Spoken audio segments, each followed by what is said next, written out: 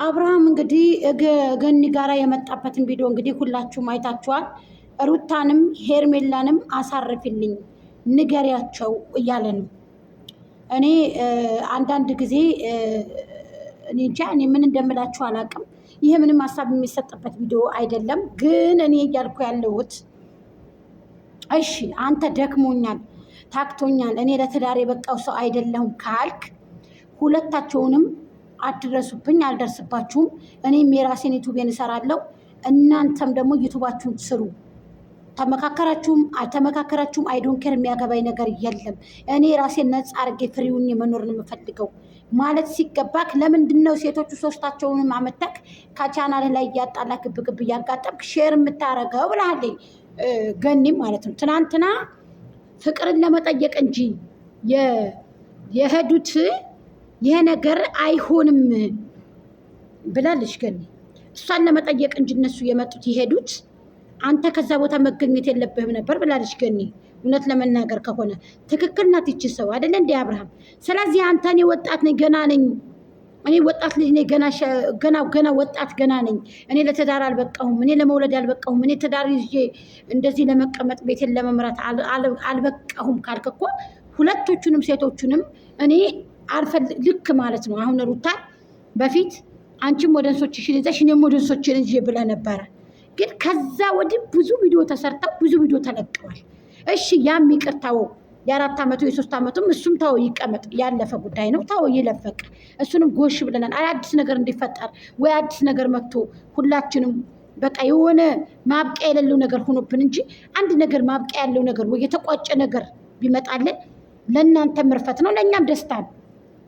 አንድ ግብ የመታ ነገር ቢሆን ማለት ነው። ይሄ ግን ማብቂያ የሌለው ዚባዚቦሽ፣ ማብቂያ የሌለው ማተቡ ገመዱ የተሳበ የባህር ዳሩን ሳቡት ገመዱን እንደተባለው ዚባዚቦሽ በዛ 4 ዓመት ሙሉ ዛሬ ያበቃል ስንል ሌላ ያበቃል ስንል በባለፈው ሆቴል ቤት ለሆቴል ቤት እየመጣች ነው ሄርሜላ አርፈሽ ተቀመጪ የሚያስቀምጠኝ የለም አለ።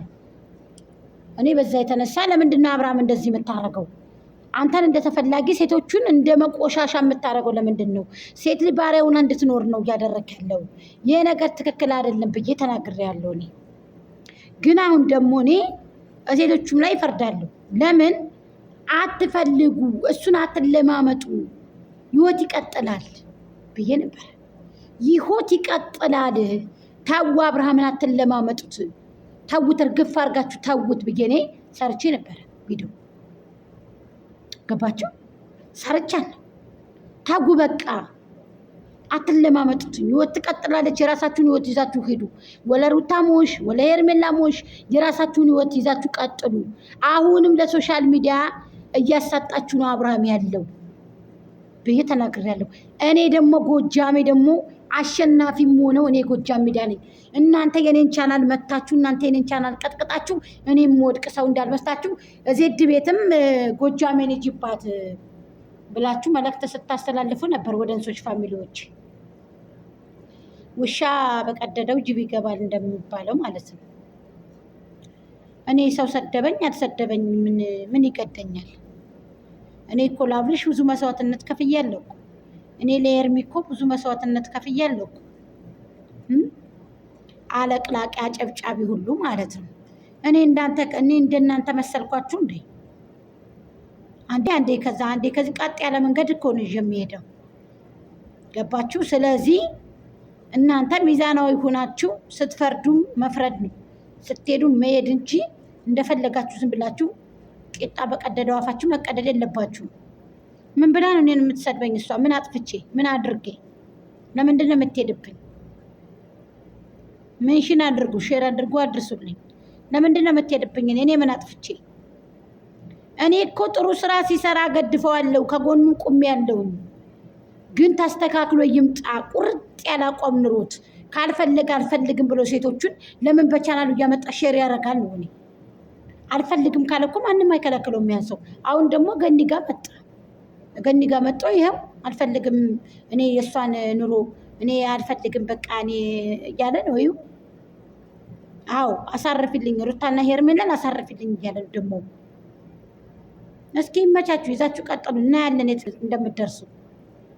የሰው ልጅ ተነስቶ እንዲቀየር የሰው ልጅ ተነስቶ ግልብጥ እንዲል የምታረጉት ነገር ቀስ በሉ፣ ሰከን በሉ። ስለ ሶሻል ሚዲያ አጥሩ። መጀመሪያ ሚውት ማድረግ እንኳን ማተች ሁሉ አዳሚ ሚውት አድርግ ተብለሽ የምታረጊ ሁሉ እዚህ መተሽ እኔ ቻናል ላይ መቀጥቀጥ ተገቢ ነው ብላችሁ ካሰባችሁ ምንም ችግር የለውም።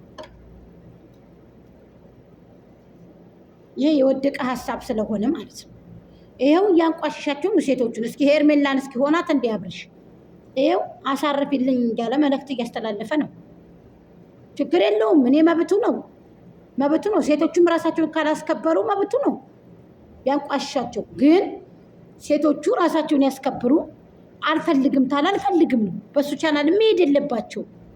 አያችሁ፣ እኔ ጥሩ ነገር አሁን ከቁርጥ ያለ አቋም ይዞ ቢመጣ እኔ አብርሃምን ለምንድን ነው የምሰድበው? ምን አድርጎ? ቁርጥ ያለ አቋም ይዞ ከመጣ ግን ለምንድን ነው ዛሬ አሁን እንደዚህ ያላት ለገኒ፣ ማታ ደግሞ ይዟቸው ይመጣል? አያችሁ፣ እኔ እኮ የሚያስጠላኝ ይሄ ነገር እኮ ነው። ሚዛናዊ ሁኑ። ስትፈርዱም ሆነ ስትበሉም ሆነ ምግብን አላምጣችሁ እንደምትጡት አስተካክሉ። አንዳንድ ጊዜ ወንድ ልጅ መጥቶ ሴት ልጅ ያስከብራል እንጂ አያስረግጥም ማለት ነው። አስረግጬ ነው የምነግራችሁ እንዴ